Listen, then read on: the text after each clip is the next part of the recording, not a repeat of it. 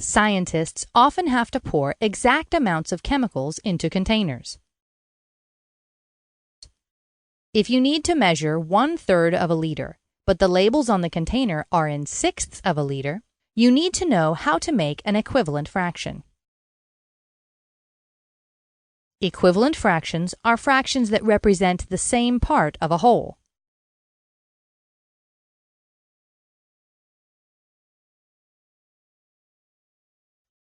Consider the fraction 1/2. It is represented by a whole made of 2 equal-sized pieces and a part made of 1 piece. Drag the shaded area to see what 1/2 looks like in a circle that has 4 equal-sized pieces.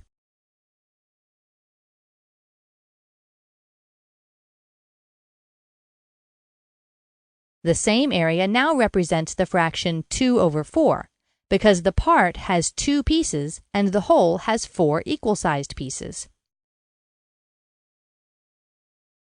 The fractions 1/2 and 2/4 represent the same parts of a whole. We call these equivalent fractions. Now consider the fraction 2/3 represented by shading 2 of 3 equally sized pieces of a whole rectangular bar. Dividing the same whole into 6 equal-sized pieces and shading 4 of the parts shows that 2/3 is equivalent to 4/6. Use the controls to see if you can find 5 fractions that are equivalent to 2/3. You can press the check button to see whether you are correct.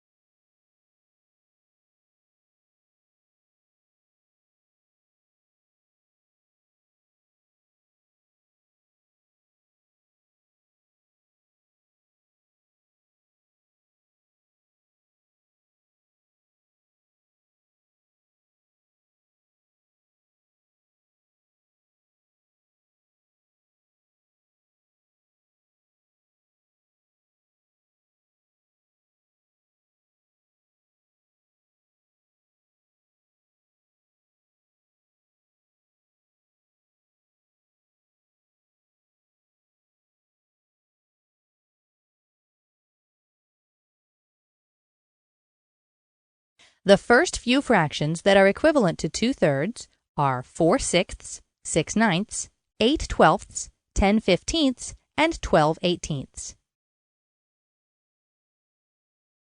Look at the relationship between the numerators and the denominators of the equivalent fraction.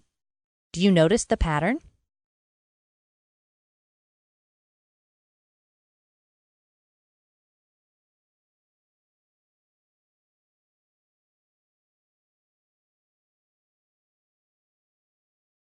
Equivalent fractions are found by multiplying the numerator and denominator of a fraction by the same whole number.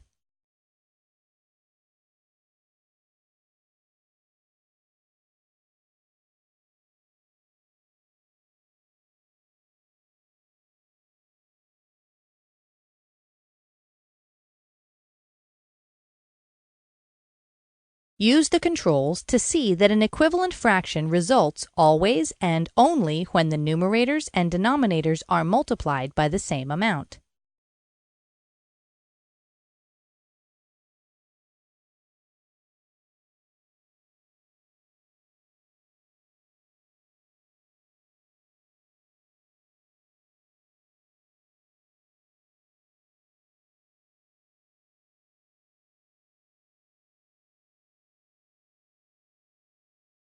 What do you think is the numerator of the fraction that is equivalent to 1/4 and has a denominator of 20?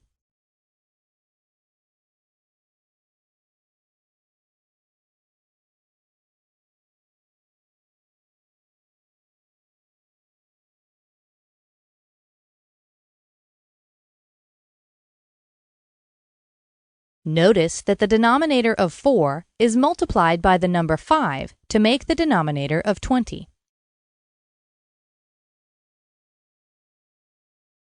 Since the numerator and denominator must be multiplied by the same whole number, the unknown numerator is 1 times 5, or 5. Do you think 10/12 can be expressed as an equivalent fraction with a smaller denominator? Dividing both the numerator and denominator by 2 results in an equivalent fraction with a smaller denominator. Now, do you think 5/6 can be expressed as an equivalent fraction with a smaller denominator?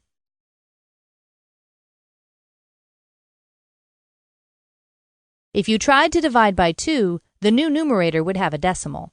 Dividing by 2 will not work because fractions cannot have decimals.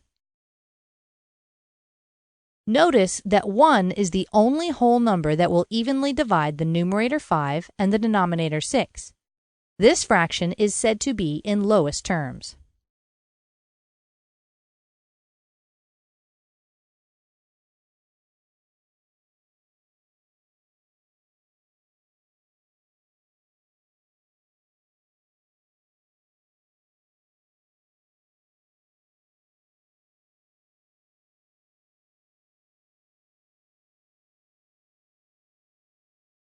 You have seen that equivalent fractions can be made by multiplying and dividing. Do you think they can be made by adding and subtracting? Adding 5 to the numerator and denominator of the fraction 2/3 results in the fraction 7/8. Notice that the heights of the shaded parts are not the same.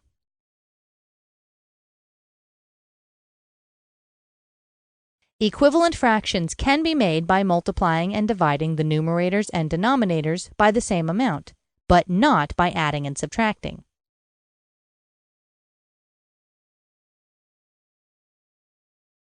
Now back to our problem of measuring 1/3 of a liter with a container that has measurement labels in sixths of a liter.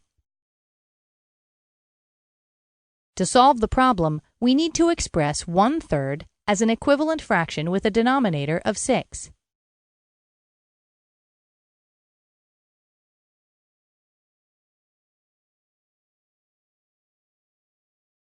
Since the denominator must be multiplied by 2 to make an equivalent fraction with a denominator of 6, so must the numerator.